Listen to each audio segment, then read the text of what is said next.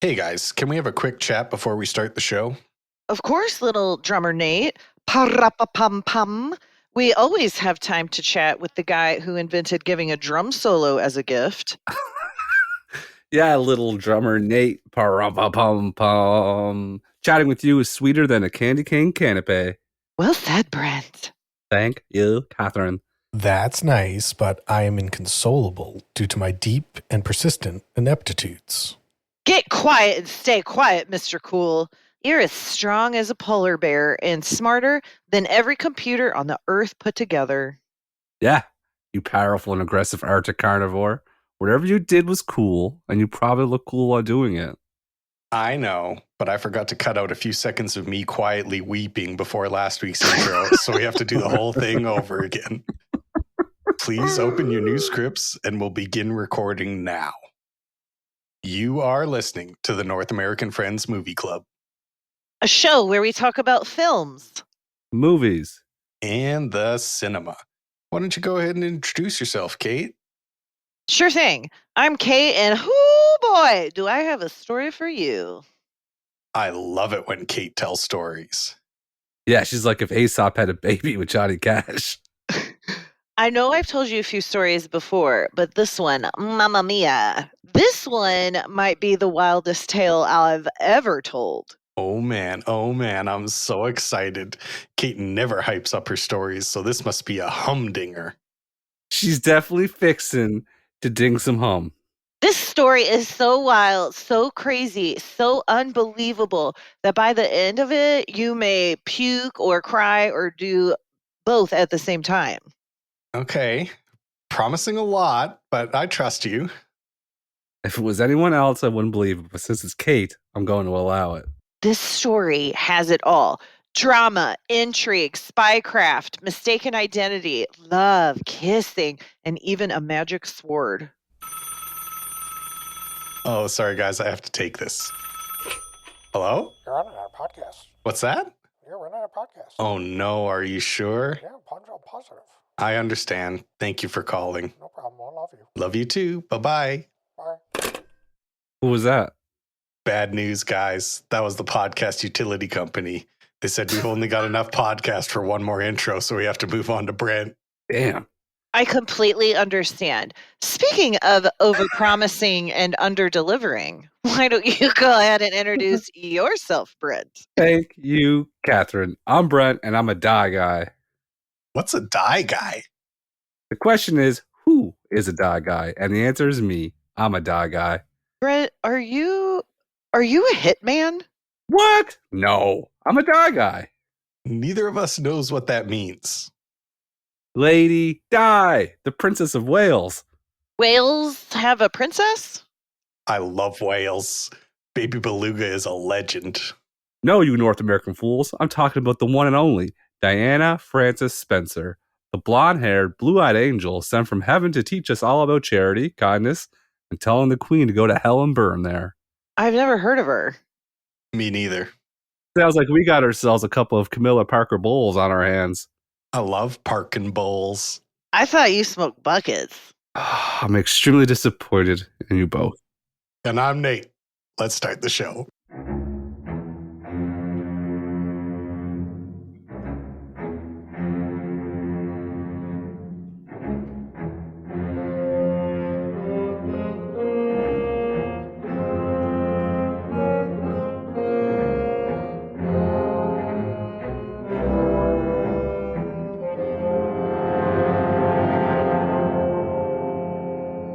This is what it sounds like when we do a podcast. We're currently doing one. This is the North American Friends Movie Club, and there's a secret in the name of our show.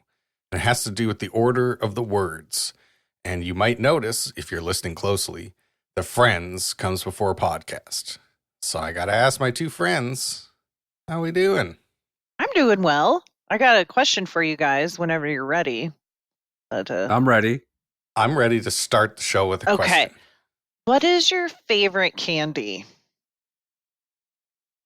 Like, what do you mean? I need more specifics. Yeah. So I'm just using the word candy, however you conceive of candy, because we were just singing the candy song before we got on.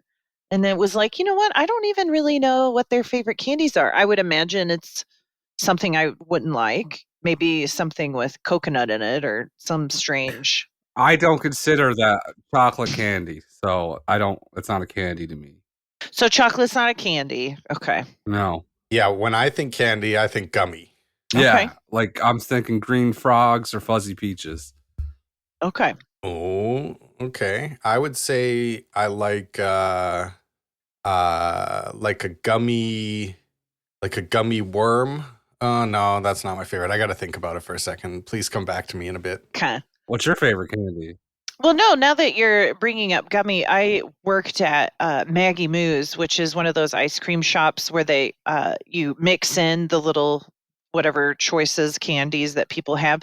And I think I've told you guys this before, but there was like a 5-gallon bucket in the back of the storeroom just full of gummy bears, and I would just put like a handful in my pocket to eat throughout my shift because they were so fresh. There's nothing better than a fresh gummy bear. Especially if it's like full of flavor, you know? I remembered what my favorite one is. It's a sour wine gum. That's the ultimate gummy candy. A sour what? Sour wine gum. It's the old person answer. You might as well just say coffee crisp bar. Coffee Crisp's good too, but yeah. It is. It's a nice light snack. Wine gums are Canadian, yeah, I'm pretty sure. They're candies, like they're hard gummy candies that are supposed to taste like wine. Okay, first of all, they can't be hard and gummy. Yes, they can. You don't think so until you have a wine gum. Where it's not hard. It's just denser. It's twice as dense as a normal gummy. I would say 4 times as dense. This sounds like something from Japan. I bet they go over like crazy in Japan. I bet. No, Japanese they don't. Love a wine gum. No, they don't. The only person I've ever seen like a wine gum is Nate. And this has been 10 years now. He's been talking about wine gums to the point where when I see them in the wild, I'll take a picture of the wine gums and send them to Nate. I want you guys to send me some because I really love wine and I really like gummy stuff. So maybe I would like them. No. Okay. Trust me. They don't taste like wine. Oh. They don't taste like wine. What do they taste like? They're gummies. They're like tangy. Yeah. They're like tangy a little bit. They're like a little tangy, but they're still like a delicious gummy. My theory is they are the byproduct of mistakes that are made at the gummy factory, and they get made into wine gums. Gotcha. Like someone messed up the recipe, put too much stuff in, or the texture's fucked up. We'll just make wine gums out of them. Yeah, melt down the gummy bears and the gummy worms and everything together. Like into the Native wine Americans, you use every part of the gummy. I have a problem, and it's a new problem. Do you want us to help you, or do you want us to just listen and validate? Listen and validate, because there's going to be no helping. I'm hoping it weans out when December goes away. It's the podcast has created this problem. I can't stop. I can't stop talking like Santa. That's not a problem. It is. No, I could see how that could become a problem. I'm easing back into work, so I only go 2 days or 2 hours a day, and there's a lot of people that don't know me there now because I haven't been there in a year, and I'm only there for 2 hours a day, and I'm talking like Santa for most of those 2 hours. So it's a problem. Like there's some people at work that have never heard your real voice. Yeah, and I'm like, oh, well then, aren't you a nice little girl? It's not good. You are now the middle-aged man at work. You're not like a cute 30-year-old guy. You're like sliding into being kind of the older guy at work. No, I would describe myself as the gray, foxy 40-year-old guy at work. That always talks like Santa? Okay. I can still put asses in the seats. You know that guy. You know that guy. I'm still putting asses in the seats, I think. I still think I'm doing it. I think you are. Yeah, I agree, Brent. Yeah. Well, I'll ask the girls at work if I'm still putting asses in the seats or if I'm just the old creepy guy. Does that just mean that people think you're attractive? What does that mean? Put asses in seats? Yeah. People are going to go to the show and they're going to stop and watch. They're not going to just go to walk by. I'm putting asses in seats. Yeah. Okay. bringing them in the door. You walk by a window at a shop and you see a nice dress, you're going to go in. They're putting asses in the seats. It takes That's me what I'm about doing. 90 minutes to get to a point physically where I can occasionally do that now. It is not happening like the frequency that it used to, I must admit. Are you like, What do you mean? what are you talking about? Hormonal thing? No, Like, just like I have to Oh. shower, I have to put makeup on, Oh. I have to do my hair, I have Nate to was thinking what I gotta was wear thinking. heels, I gotta feel good. That's not true. That is That's not true. true. No, the women, you guys are all beautiful no matter Not what. true. Not a It lot of is. us are. Many of You us are. are not attractive. You guys are all shaped nicely. And We're all made out you're of all- circles. Circles Yeah, are you the guys best are. shape. Yeah.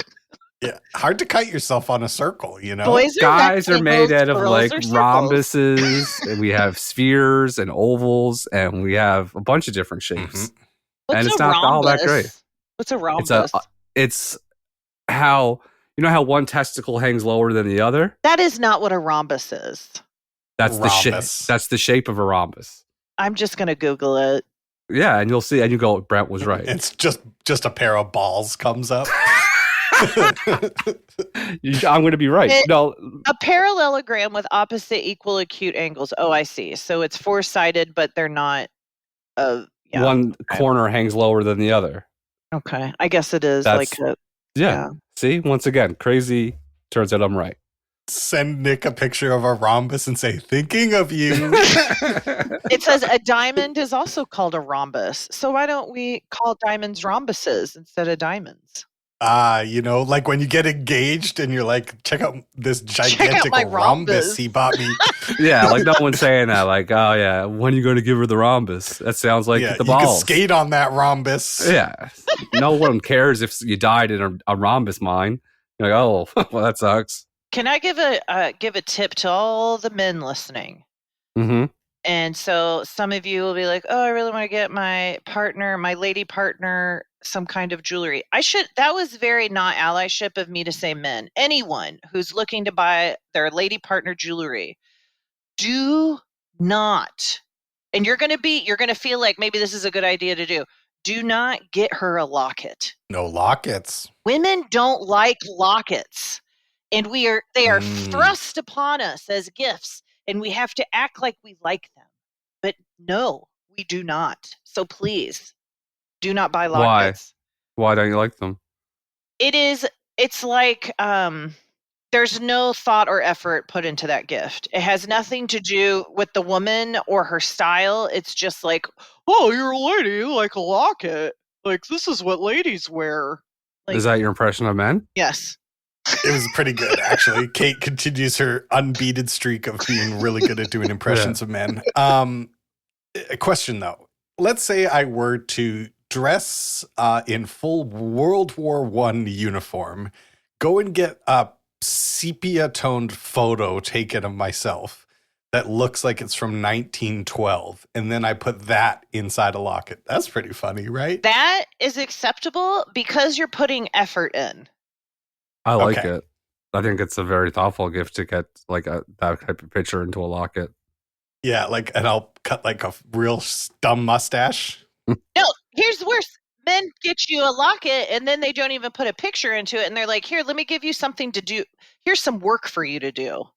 Here's some work. Here's half a gift. Yeah. Picture of a rhombus inside. I of have it. gotten lockets from 3 different men in my life. And I told Nick, which I also told my ex-husband, I told him never to get me a locket. And then he got me a locket and then I divorced him. And I told Nick, if you ever get me a locket, I will break up with you. That's how he knows. That's how you know that it's like those berries and the Hunger Games. That's right. when Nick gives you the Yeah. locket. That's right. It's over. It's like how the Rolling Stones put like a bowl of brown M&Ms on their contract to make sure people read the contract. If Kate gets a locket, she knows it's not safe to perform in this venue. Exactly. I'm out. I'm canceling. And I'm not rescheduling. Can I say something? You may. You'd never have to ask permission. Well, it's gonna be. We're so It's kind of making polite. fun of you guys. The release of the episode yesterday of National Lampoon's Christification seems like I'm right and you guys were wrong. So I've gotten mixed results. I've definitely gotten some messages like, hey, I can tell you're going through a lot, so I'm going to forgive you kind of messages from people. And it's like, okay. But then I've also had a lot of people like secretly texting like, hey, just so you know, you're right. Clark Griswold is a monster. Then that's not either say it with your chest or don't say it at all. Mm-hmm. Yeah, a lot of people are scared to speak up in today's climate about Clark Griswold. It is. It's a very political topic. Yeah. I had so much fun posting the picture or the gif of the girl screaming no every time. Was that a girl? Yeah. Oh, I thought that was a man. Who was our cool listener that made the meme about Nate? And like the Joe. That was very funny. My gosh. That was Joe. Joe. Yeah. Very funny. We have some really cool listeners. Mm-hmm. I actually got a really nice message from a listener this morning who was like, "Hey, hope you're doing okay. I heard you're having a rough week." And I was like, "Oh, our podcast is cool, man." It is. We have caring listeners. Why is that? I don't know. I've been kind of like pouring my heart out for the last almost year about how I've been off work about my foot, and it gets really bad, and I get really down some days, and not a fucking message. Most of my messages, you're a fucking weirdo. That's stupid what you said about that. You elicit that, though. You elicit that. That is what you elicit. How come I don't elicit positive messages? You guys, everybody listening, send Brent a message and say, I hope your foot's feeling better. Tell him that he can still put asses in the seats. Yeah, tell me him he that, still puts asses in the seats. Yeah, just because there's some snow on the shingles and the roof, I'm still putting asses in the seats. Is there snow in the basement? No, not yet. Thank God. Thank goodness. I'll be so distraught. When does that happen? That's when I'm going to need the messages the most. I've never when seen the basement snow. Is full. I've never seen snow in the basement in person. No, not yet. Not yet. We're getting that is there. the ultimate old man thing. That's like the oldest man thing ever. I hate that I brought it up. I hate it. Oh my God, I always do I'm going to have to post a picture in the group when it happens. Yeah. Oh, no. It's like buying me a locket. I would get you a locket with that picture inside. Oh, God. I hope you guys liked that last podcast. It was my last one. Snow-covered rhombus.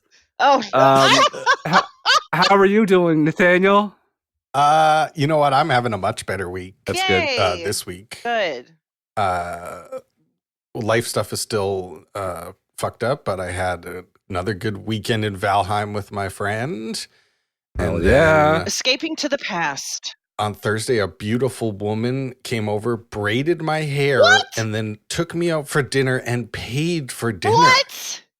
Sugar and mama. I gotta say, ladies, take a guy out for dinner every once in a while, because this was one of the most special things I've ever experienced. Because that just never happens. It never happens. Well, this lady sounds great. Maybe you'll buy jewelry for her sometime. She might have earned herself a locket. Yeah. You know?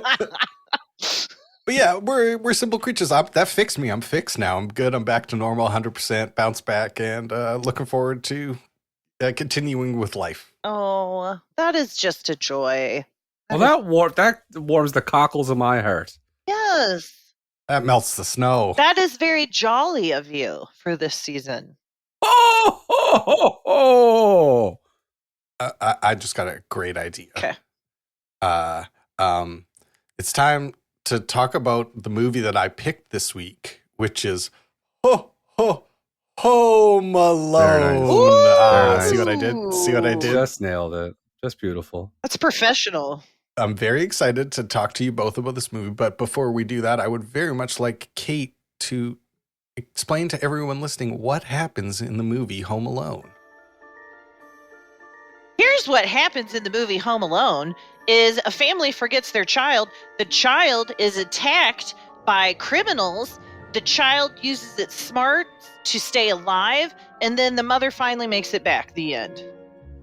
That is the story of Home Alone, 100%. You nailed it. I can sense how Kate feels about this movie.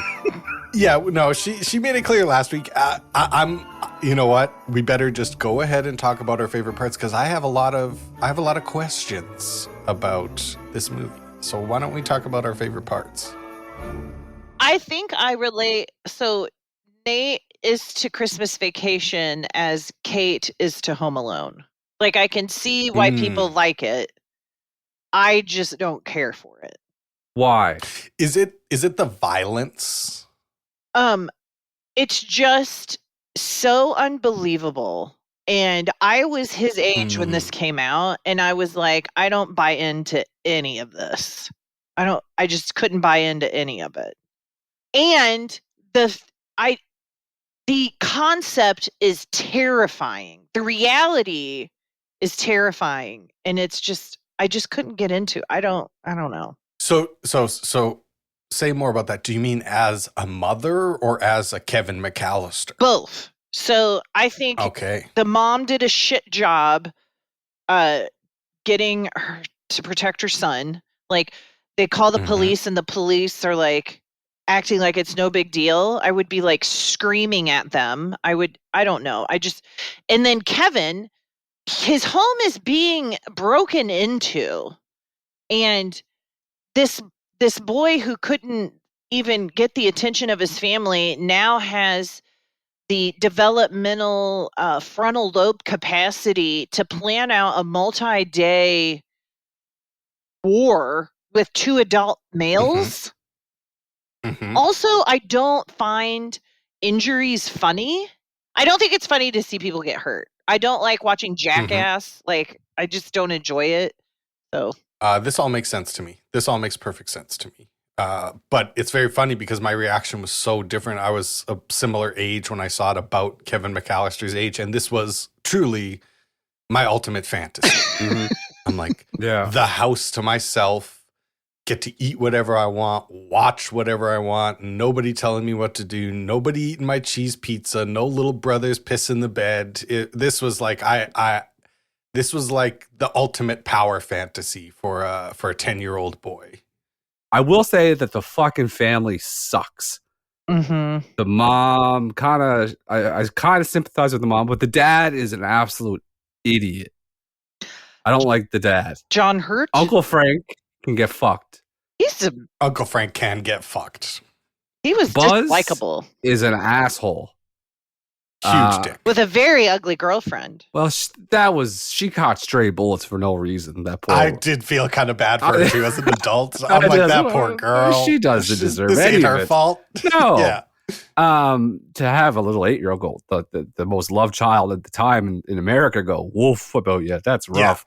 Yeah. Probably followed her around a little bit. Oh, for sure. It's not worth. She didn't even have any speaking line. Yeah, she didn't deserve it. All the sisters in the house were pieces of shit. All the brothers in the house were pieces of shit. They're rude. They're mean to Kevin. And this is his turn in life to be not the fuck up that everyone thinks he is. Well, Kevin has earned it because Kevin is a little baby. And they're like, when at the very beginning of the movie, when they're telling him that he has to pack his own bag, and he's like, I don't know what to do. I'm so much smaller than you. It's like, oh, I remember when my little brother was that age, and he's like, I can't put the dishes away. I'm too short. I can't do. It's like, shut up, shut up. You're 10. Get it together. Let's go. Like, I've seen you do. I've seen you pirate media from Napster. If you can figure that shit out, you can figure out how to brush your teeth. Like, we can do this. Like, that's real talk. Yeah, I'm speaking directly to all the 10-year-olds listening. Stop fucking around, get off your ass, get your life together, and be a man. You guys have created worlds in Minecraft, but you can't floss. Okay? Got it. Nice. Through the Minecraft got him. Well, it's true. If he can create those elaborate traps, he can pack a bag for a week. Oh yeah. Right. But I didn't like when he called his mom dumb. I didn't like that. No. You don't ever call your mom dumb. No, but I loved Kathy O'Hara in this movie because that's very much like my mom, who's like, she will give that like stone cold face when you're like saying some wild shit to her, and she go, oh yeah, Why don't you say that again? You're like, oh, Yeah. good. Yeah, well played, Mom. Well played. My mom used to say that stuff to me too. I used to say something. I respected her. I respected that as a maternal figure. Okay, the old man in the movie, Old Man Marley. I really hope no one's out there saying Old Man Murray when I'm walking around. Oh, isn't that the saddest part of this movie? Who? I feel like that character, I liked it because that was the one scene I liked. The church scene is the scene I like. Yeah, he had it coming to be Old Man Marley, though, because he multiple times talking Kevin to his dad or his son. Well, that we don't know that until the church scene. But multiple times Kevin ran in, like in the store and outside, he ran into the old man, and the old man just stare at him weird for like 20 seconds. He did scare at him really scary. So that's why he's a weird old man Marley. Open your fucking mouth, talk to the kid. That's how old people are. No, their brains not are me. processing slower. It takes a while for our elders to that guy's our age. That guy's our age. No way. 100%. 100%. That man was a smoker and he was 38. No way. He was that man. I'm telling you right now. We'll look him up and see how old he was in real life. Now. Yeah, he's our age. Home Alone Murray. What's his name? Marley. Marley. I think that's based on the Christmas Carol ghost. Oh, 100%. I think that's an He illusion. was born in 1924. No, go away. Yes, and he died in 2011. You're on a stupid website. No, it's That's Wikipedia. funny. His name was Roberts Blossom, and he was a poet and a character actor. Born in 24. I believe he was a poet. He had the gentleness of a poet's heart. So he was in his late 60s when this came out. He did have a gentleness. So Brent's right. About our age. We're in our late 60s. You know us. Oh my God, you're right. I agree with you though, Kat. I really like that part of the movie, especially as I get older. I like it more and more. And I think that was the one sort of element of the script that Chris Columbus, the director, added to John Hughes' script. I don't think that was in the original. Interesting.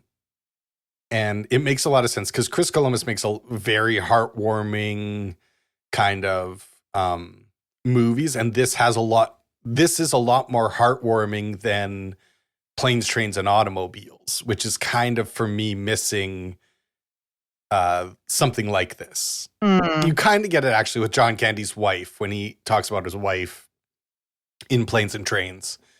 So I take it back. I had a theory and a take that the character in Home Alone is the same character from Planes, Trains, and Automobiles. He just kept on traveling the world and doing different things because he never wanted to go home. It is very similar. I had an idea that I think they should have done and would have been one of the greatest things anyone has ever done, which is I wish that when they revealed the identity of Saw in the Saw movies, it was grown-up Macaulay Culkin.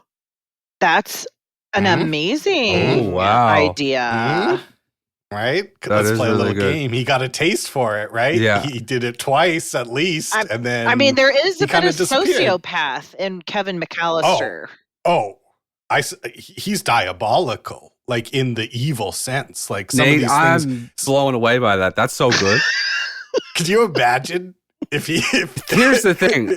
I went to see Saw in the theater, and when spoiler alert, if you haven't seen the first Saw, I'm going to spoil the ending. There's 11 of them, so you should have seen the first one by now. When the bad guy stood up at the end, I almost stood up and started clapping. That's how much I enjoyed that ending. I was like, this is a mind fuck. This is amazing. This is beautiful. This is art. This is cinema. Were you scared? If it had been Macaulay Culkin, was I scared? No. I was terrified of that movie. It scared me for like multiple hours after I saw it too. The second Saw, we all went to it, and my buddy doesn't like scary movies, and he was sitting next to me. sitting 2 seats down from me, and the very first scene where it showed she had this crazy mask on, and the key to get the mask off was behind her eye in the X-ray. Oh no! Mm-mm. He had a panic attack, and he had to leave the theater. I believe it. And he ended up having to go see the Lone Ranger while we watched the rest of it. It was so good. And our buddy had to go up with him, and his wife stayed with me and our other friend to watch Saw. And then Saw was over before that, and we went in and we walked in to the Lone Ranger, and they were sitting there. I'm like, "How is it?" They're like, "Really good." And they said that, I looked up and there was a horse on top of a train, and then the horse winked at the camera I was like, "Oh, this looks great." A horse winked at a camera? It is a scene in the Lone Ranger where he's riding the horse on top of the train, and he says some kind of catchphrase or some kind of line that the Lone Ranger says, and then the camera zoomed in on the horse, and the horse winked at the camera. And I was like, "Oh yeah, this is really great." That's odd. No, yeah, that's not the point. The point of the story is it's not good. Yeah. It wasn't as good as Saw. Okay, gotcha. But I like that detail. To be honest, I was with you the whole time, and having that be the cap of the story with a little wink and like a bell ringing in my mind. Yeah. Yeah, like I just saw a masterpiece of torture and horror, and then they're watching a horse on top of a horse winks. Yeah. But if it had been Macaulay Culkin stood up, and that was I would. Nate, you're right. You could have pushed me over. I wish they would. That's a wonderful way of casting that I don't think is used. Is kind of looking back. Well, maybe they do. Like I don't think they do it enough, because you don't have to say anything. You don't have to say, "Oh, I'm Kevin McCallister from Home Alone." You just have to be Macaulay Culkin, and we hadn't seen him in so long. We would all been like, "Yeah, Kevin." When the montage of him getting the traps ready, makes me want to run through a fucking brick wall. It's like a good halftime speech. Ooh. I get so pumped up, I'm so excited. I'm like, "Oh yeah." Oh, the music! It is kind of like they would use that song on a NFL Films highlight reel too, like da da da da. Yeah, yeah. Da, da. Oh yeah, like we'll talk about that when it comes to holiday. Music. Yeah, yeah. Did you guys notice the doggy door, but no dog? Oh, good point, Brent. What happened to the dog? Oh, no, wait. This movie has thought of everything, because Kathy O'Hara says they're putting the dog in the kennel. They're putting the dog in the kennel for the week. She says it. They covered their bases. You're not going to catch Home Alone sleeping. Oh, I thought I blew the case wide open. John Hughes got all his bases covered. Hughes. How many times have you seen this movie, Nate?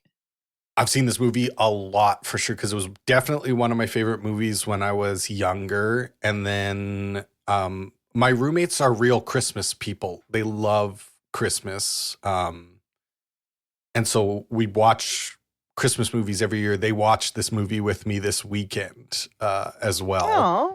And my roommate Andy actually noticed something that none of us had noticed before, which is when they spill pop in the first couple of scenes, when they're having the big family eating pizza dinner, and then Kevin and Buzz start fighting and they knock over drinks. Mm-hmm.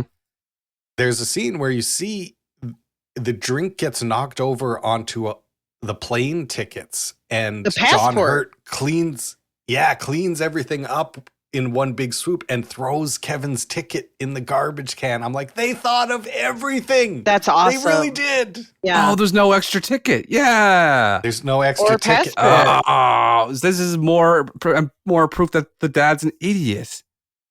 Mm-hmm. And they got first class tickets. Oh, come on. Yeah, he must be making money though. What do you guys think he does for a job? Mafia. Finance. Boss. I think he is like one of the lawyers from the firm. Oh, he sees too kind of like fuddy-duddy for that. I have a whole backstory in my head, and this is what he does for a living.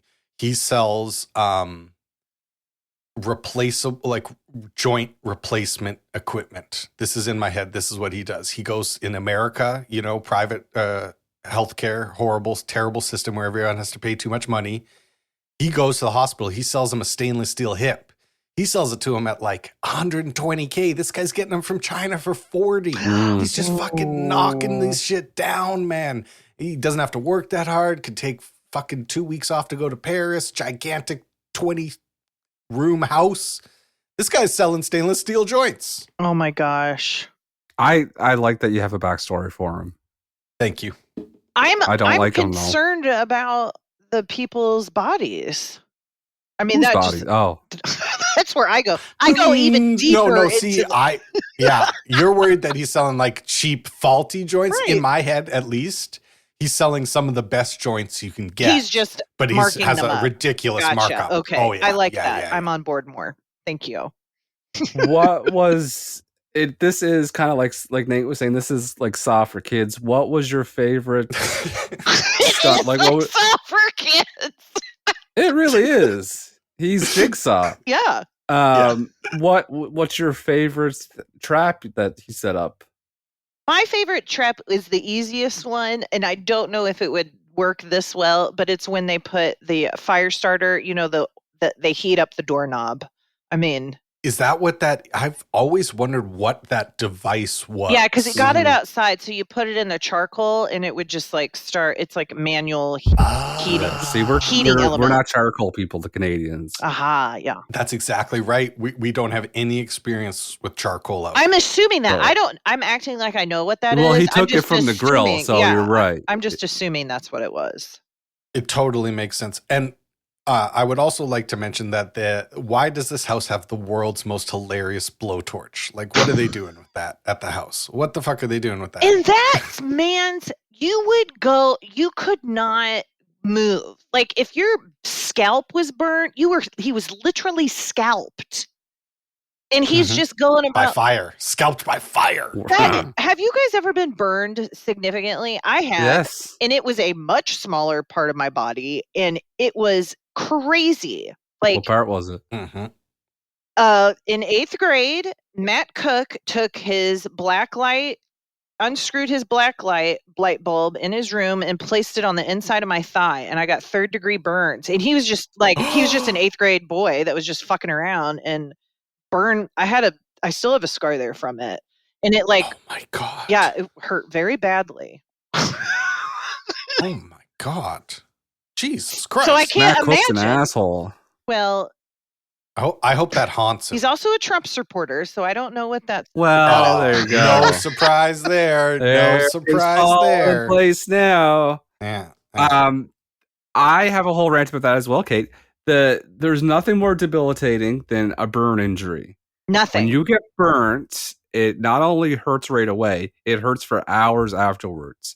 And it makes you cranky and irritable, and there's no way you can pull off a heist in a home when you're that irritable. No, and on your scalp, where you have so many nerve endings, that would be bloody. That I don't know. Whatever. I don't need to go on about it. That was my least favorite gag because there's nothing funny about burns. But hold on one second. I wish he would have had. And so he's wearing a wool or a knit. You guys would call it a toque, I think. We call them. Mm-hmm. Yeah, we definitely would. So yeah. I wish he was wearing like a ball cap. So it would just be the bill. Like he would be wearing a visor. Kate, that would have been funnier. You're 100% correct. 100%.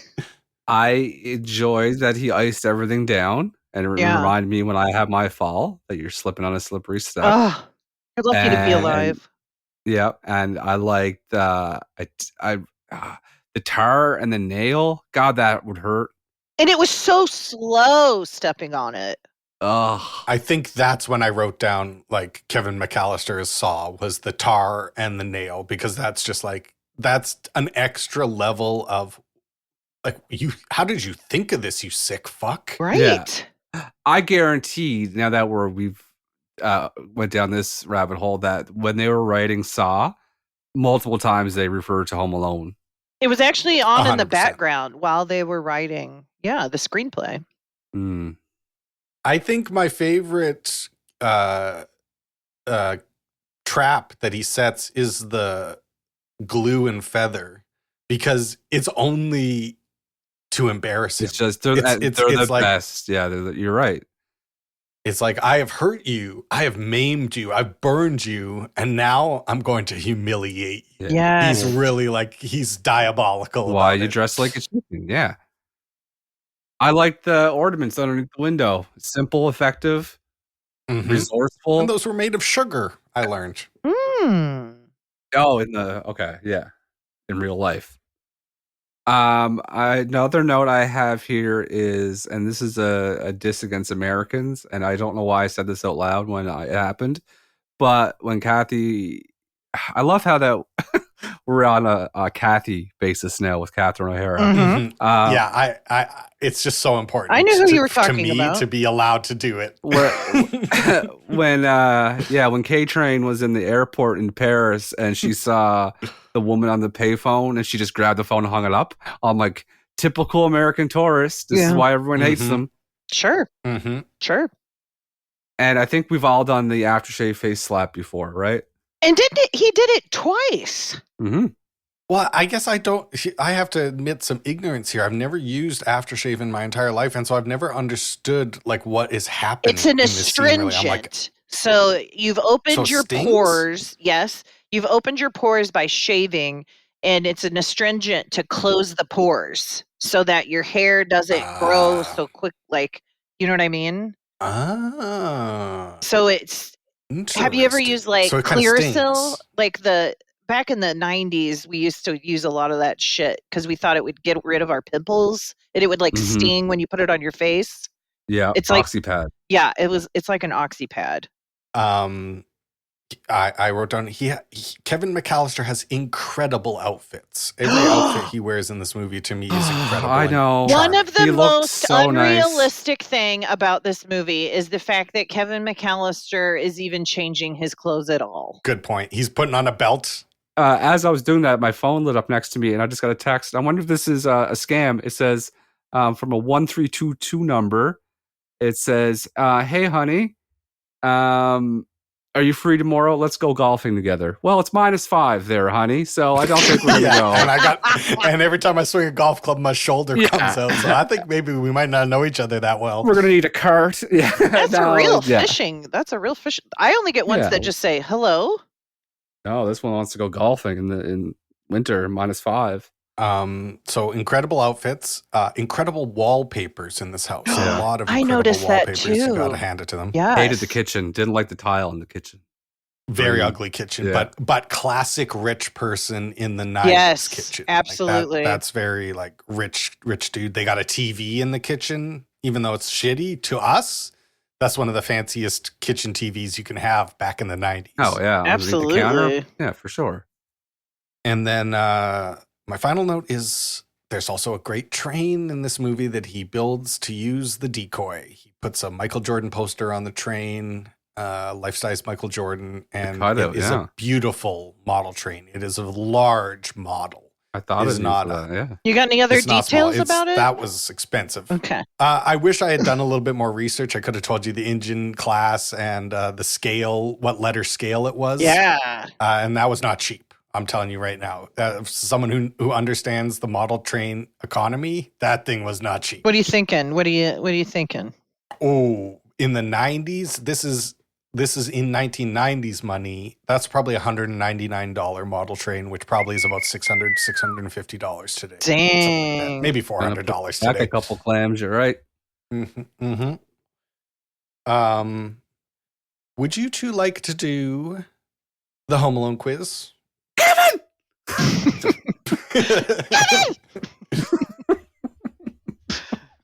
That means yes. Kate. Yeah, I knew. I understood. I realize why me and Kate will forever and always be friends is because the little things make us laugh. Like just that, like yelling Kevin. And then last episode where me and you both went, "The blessing," and we both cracked up. And Nate was like quiet, like in a desert. Moving along. Moving along. And we laughed for so long about it.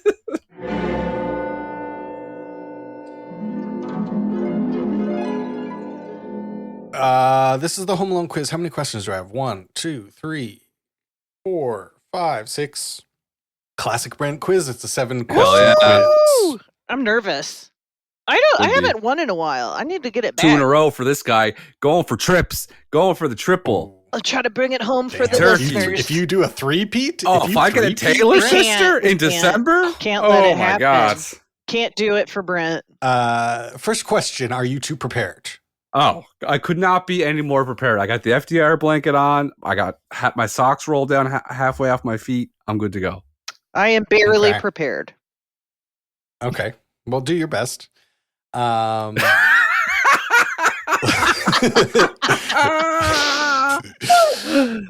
Little Nero's Pizza is featured several times in this film. Obviously, a little joke towards Little Caesars. Mm-hmm. What number Roman emperor was Nero? Was he the 4th Roman emperor, the 5th Roman emperor, the 6th Roman emperor, or the 7th Roman emperor? And today we will start with Brent. He was the 7th. He said it very convincingly, so I'm going to say 7th too. This is annihilated. Wow. Whoa, no! Nero was, of course, the 5th Roman emperor, came after Claudius. I had no clue. I had absolutely no clue. I just wanted to sound confident. Well, I'm playing with strategery. Kevin reads a Playboy magazine in this movie. He pulls it out of Buzz's chest full of firecrackers and pornography. On the front cover is a news reporter. On the back cover, there is a car ad for 4x4 of the year. Mm-hmm. What brand of vehicle won the 4x4 of the year? Was it a Toyota, a Ford, a GMC, or a Subaru? I'm going to go with Ford. It was a GMC. This is annihilated. Whoa, no! Of course, the only vehicle manufacturer that could win the 4x4 of the year is the greatest vehicle manufacturer of all time, Toyota. Toyota starts in the winter every time. First try, vroom, vroom. Do you have a Toyota? You guys buy new? The best car I ever had in my life was a Toyota. I miss it every day. What kind of Toyota was it? It was a 1989 Toyota Corolla, 4-wheel drive. Ooh. 4-wheel drive. This thing cost $25 to fill up the tank, and you could never get stuck no matter where you were. It was such an amazing car. Such an amazing car. I miss it. Toyota was the answer. Speaking of Buzz's secret box, there's a bag of Crunch Taters. Is that a real brand, by the way, Kate, or is that a movie brand? I've never heard of it. Okay, Crunch Taters. But there's also a sweet treat inside the box. We started the show talking about sweet treats, and it's come back around. What is the sweet treat? Junior Mints, M&Ms, chocolate-covered raisins, or Reese's Pieces? I'm going to say M&Ms. I am so stuck between two of them. So I'm going to go Junior Mints. Kate, take that sigh and turn it into a cheer because it was a box of Junior Mints in the box. Okay. I'm still in this, though. You've got 0. Kevin watches a movie in this film, a movie called... You got 1. I'm right behind. I know, yeah. Nate has 2. Yeah. Kevin watches a movie called Angels with Filthy Souls. What brand of VCR did the McCallisters own? Is it Panasonic, Sony, Emerson, or Sanyo? What was the first one? Panasonic? Panasonic. I'm going to go that. I'm going to go B. You're going to go Sony. You know what? They're both good guesses. Both have manufactured a lot of VCRs in their day. But in the 90s, there was one name dominating the field, and that was, of course, is the Emerson VCR. This is annihilated. Whoa, no! I thought Emerson was just like the cheap ones you get at Canadian Tire that are super Canadian. Yeah, now. I'm really, really not doing well. Kevin goes to the grocery store, and like a little adult, he reads a magazine while he's in line at the grocery store. I got a coupon for that. What? Yeah. What magazine is he reading while he's waiting in line at the grocery store? Good Housekeeping, Holiday Crafts, Cosmopolitan, or Woman's Day? Good housekeeping. Women's Day. Catherine, it is Women's Day, and you as a woman have gotten another point. I didn't think they would do that in 1990. John Candy plays Gus Polinski, the polka king of the Midwest. He names a bunch of his hit songs when he's talking to Kathy. Which of the following polka songs did I make up? Polka Twist, Twin Lakes Polka, Kiss Me Polka, Windy City Polka. Well, what was the first? Polka Twist or Windy City? I'm going to say Polka Twist. The correct answer is Windy City Polka. He's heating up. Brent, you are on the board. Oh, I made yay. up the Windy City Polka. I thought I could trick you because the movie takes place in Chicago. I thought I could trick you with the Chicago of it all. I remember the polka. The Twin City or the Twin Lakes polka. I knew that. As soon as you said it, I knew I was going to get that right. Damahuji Polka, also known as Kiss Me Polka. Okay, I feel a little bit better that I didn't get shut out. Okay. Yeah. So Kate's got one more chance to tie it. And I think this is appropriate because using Kate as an inspiration, I've decided to ask a question about how many people are in a scene after the incredible drama that unfolded over the Muppets Christmas Carol. How many rats are in the scene? I have paused this scene from every angle. I have analyzed every frame, and I feel extraordinarily confident that my numbers are correct. And I dare anyone up a box to challenge me. Okay. Yeah, I'm playing with fire. We see a 50-plus person choir singing in the church. That's for sure. I counted. It's 50. It doesn't seem like it, but there's 50 people in that choir at least. How many people are watching the choir when Kevin walks in? 10, 11, 9, or 12? One more time, Nate. Read them out loud again. 10, 9, 10, 11, 12. 11, 9, or 12. No, Okay. let me discombobulate him. Nine, 10, 11, Let me discombobulate him, Kate. I'm going to go 11. I'm going to say 12. This is annihilated. Whoa, no! There was 10 people sitting in the audience, 5 on each side. 5 on each side. So that had to You have mean to- that there was you that there was 2 single people there because the old man was by himself. That's the way I was thinking. Yes, he's sitting by himself, and there's a group of 3. There's a group of 3 also in one of the pews. That's a really good quiz, Nate. Excellent work. Thank you. Excellent Thank you. work. I put my heart and soul into it, guys. I counted people. Very good. How would you two like to hand out some gold medals? I'm going to give out a bronze and a silver, too. Okay, because it's Christmas, I'll allow it. Thank you.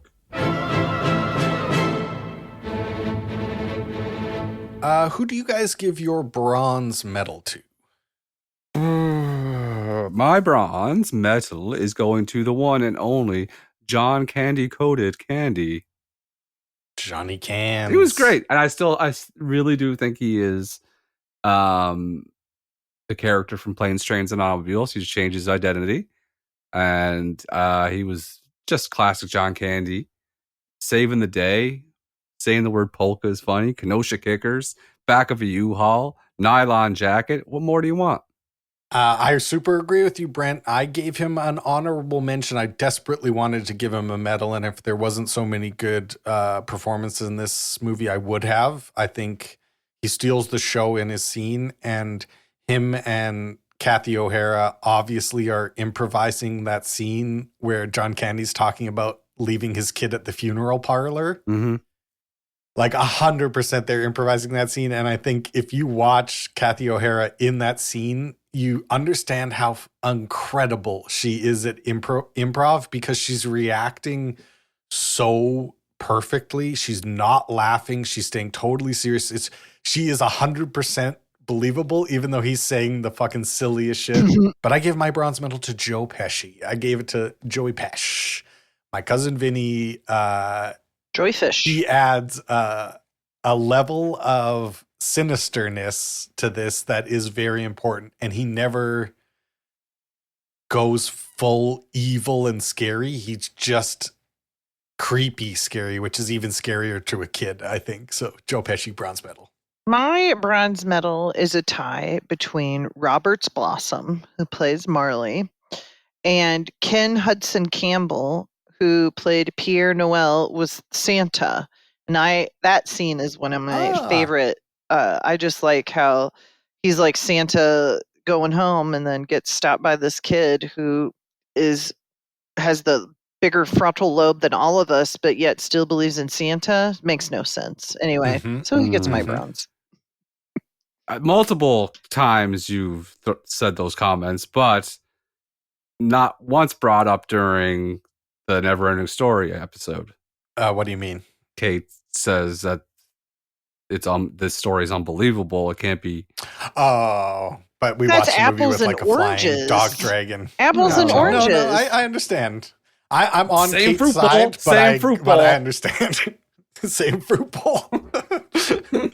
Who'd you give your silver medal to, Brent? Macaulay Culkin, just a cute kid. Looked great, looked comfortable. He was dressing, styling, wore nice shoes. He had a lot of iconic things come out, like the scream, the slap in the face with the aftershave. Just a great performance, and he just got a walk on this Hollywood Walk of Fame, or star on the Hollywood Walk of Fame. Found out he's married to Brenda Song. Love her. Mm-hmm. Very attractive and talented actress, and I saw a picture of his family. They're all together. They're beautiful. He has a beautiful son, and he's doing good. Yeah, Couldn't he agree with you also more, Brent. gets mine. Yeah. Oh, Is it You a got a try? turkey? go ahead. Is it a Kate. turkey? No, Yeah, I was just. we got ourselves a Taylor sister on our hands because I gave my silver to Big Mac, Macaulay Culkin, Home the Alone Culkster. 3. Home Alone 3. He's very young in this movie.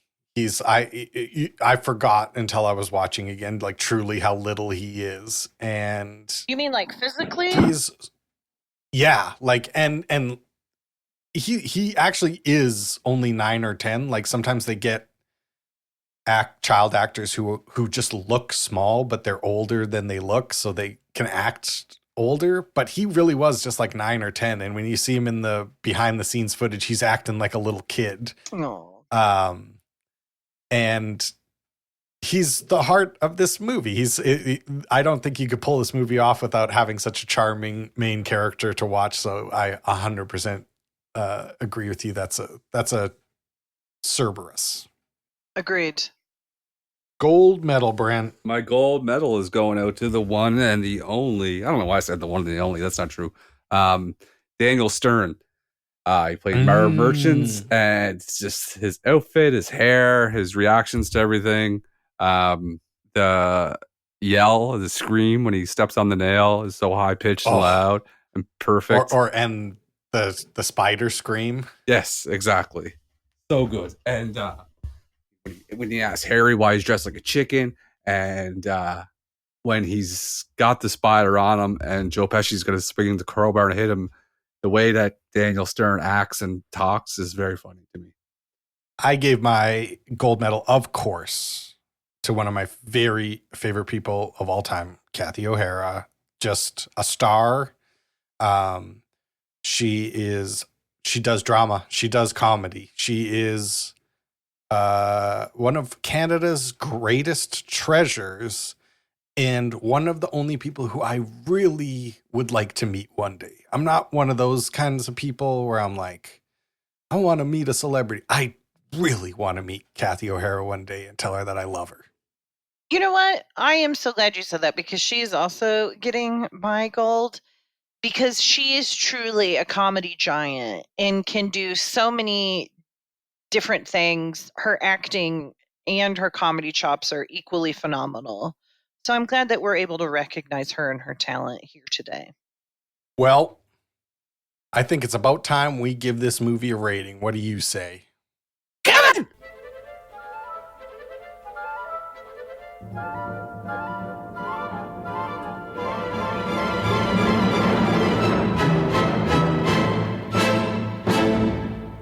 The script for this movie, written by John Hughes, just like a lot of movies that we've watched. What would you give the script for this movie? I don't know how to judge this one because I don't like the movie per se, but like I guess it's okay. So I'm going to give it an 8. The script, they covered all their bases about why he couldn't get on the plane and why he got left alone, why he never got rescued for 2 days. I got to give this one a 9. Well, I will complete the sequence then because this is obviously a 10, one of the greatest scripts ever written. They fucking covered their bases, dogs in the kennel, passports in the garbage, just absolutely knocked it out of the park. And it's very different. It's actually very clever. It's not like any other movie. Most movies are just a version of 3 movies that we've already seen mixed together. I've never seen anything like this before or probably since. So 10. The art direction for this movie, the props, the costumes, the sets. What do you guys think of the art direction for this movie? I thought it was awesome. It was perfect for upper middle class, upper class white people near Chicago in the early 90s. I'm giving it a 10. Yeah, the burglars look like burglars, the kids look like kids. It does suffer from 90s trends, but that's not their fault. So I give it I'm trying to think if I want to give it a 9 or a 10, but I think I'm giving it a 10 because I like the way he danced when he was doing the puppet thing with the train and stuff. So I'm gonna go 10. Hey, 10. Santa Claus. Hey, Santa Claus. Hey, Santa Claus, Santa Claus, Santa Claus. There we go. Did Dean Martin's ghost I know. just show up on the podcast? I feel like Sammy Davis Jr. right now. I obviously give it a 10. This movie looks incredible. Their costumes are incredible. Great earrings for Kathy O'Hara. That's a little, for people who've watched this movie 70 times, you'll notice that. And the props, it's so funny. All these little Rube Goldberg traps that he sets. That's a 10. It's a 10. I'm very interested for this category. The music for this movie. What would you guys give the music written by our greatest composer, John Williams? It's John Williams. It's John Williams. It gets a 10. Oh, it gets a 10. Rock Around the Christmas Tree. Is that a banger? What did I tell you? Oh, 100%. If you're watching a Christmas movie and that comes on, it's a banger. When you talked about how many people were watching the choir, what fucking song were they singing during a sentimental moment? The minute they sung it, I said, we did it, folks. We did it. We got them. Beautiful. Oh Holy Night is the most beautiful song ever written. And it lends itself to the scene perfectly. The old man Marley's granddaughter was singing it.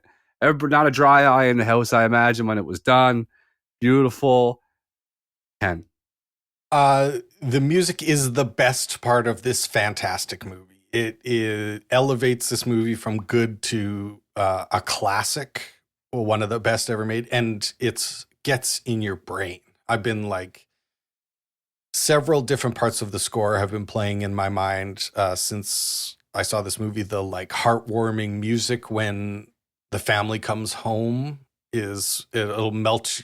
The tinkling bells will melt your heart. The beginning song makes it seem so intense and cool.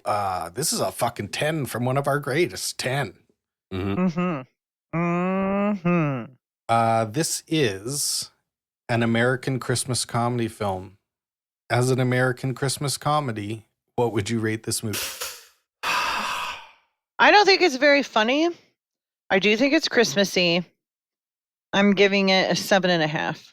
American Christmas comedy.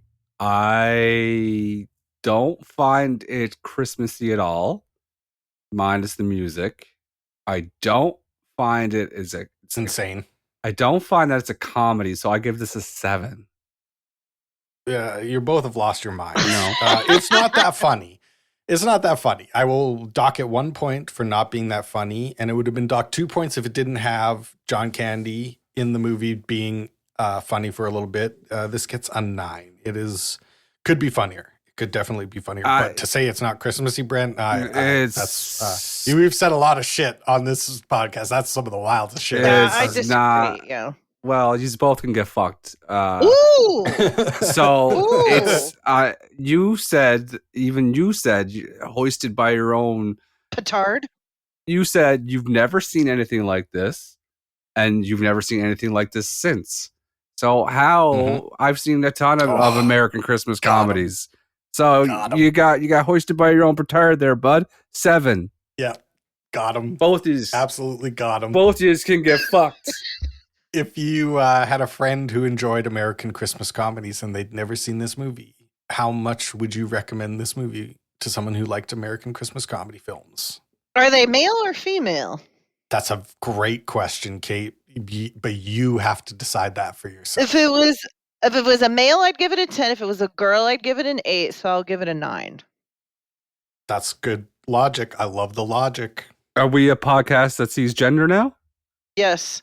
Yeah. Okay. We're no longer allies. And, no, you have to see gender to be an ally. We cannot ignore people. We have to celebrate people. Well played. How much would I recommend Home Alone if a person came up to me and said, I want to watch an American Christmas comedy? I would an 8. I would give it an 8 because, like I said, I don't want to say a 10 because it's not an American Christmas comedy. And I don't want to give it a 7 like I gave it its rating. But I enjoy the movie a lot, and I think it's very worthwhile to watch. So I would, as a movie, I would give it an 8. But as American Christmas comedy, no. So I can't. No, 7. 7. I have to stick to my guns. He talked it out. Exactly. If I found out someone hadn't watched Home Alone, it would be one of the easiest recommendations of my entire life. I'd say you're going to have the time of your life. So that's got to be a 10 for me. That's got to be. It's just simply must. This movie gets a 45.9. 45.9. Decent. A little low for my taste, but I respect both of you as people and as film critics. So I accept my fate, and I'm glad we got to spend this time together. It did better than The Firm and Planes, Trains, and Automobiles. Wow. I didn't expect that. Now we have to do a special part of the month where we pick the audience choice movie. And Brent, you said you want to do something different this week, so why don't you tell us? If you guys know me, you guys know who do I love the most? Yourself. The listeners. Eddie. The listeners. The listeners. I love the listeners, and I respect the listeners. And I really look forward to having the end of the month where we have the listeners' choice. But I knew there was a but coming. There's something that was gnawing at me all month. And it was gnawing at me since I did my pick. And I have to be true to myself. So we're doing a movie that's not the viewer's choice movie. What? This month.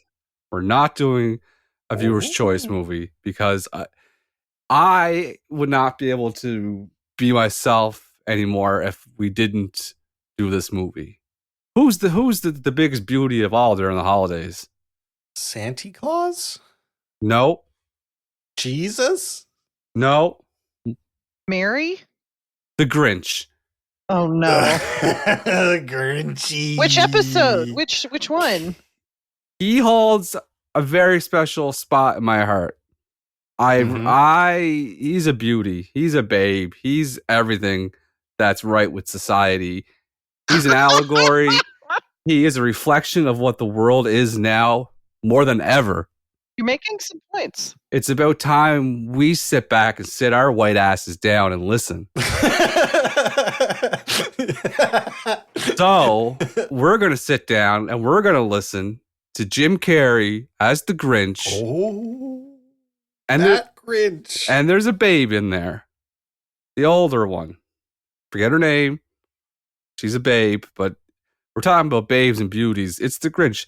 It's time for us to go where it all began with the Grinch. Love it. Sounds great. I'm sorry. I love to be surprised. I had to do it. So Jim Carrey's version of the Grinch That's that. I'm excited. I love a surprise. I love to be surprised. And I consider myself at this moment surprised. Yep. So I'm looking forward to watching The Grinch starring Jim Carrey, which I have not seen in a very long time. The year it came out, the year 2000. Before 9/11, when the world was so much simpler.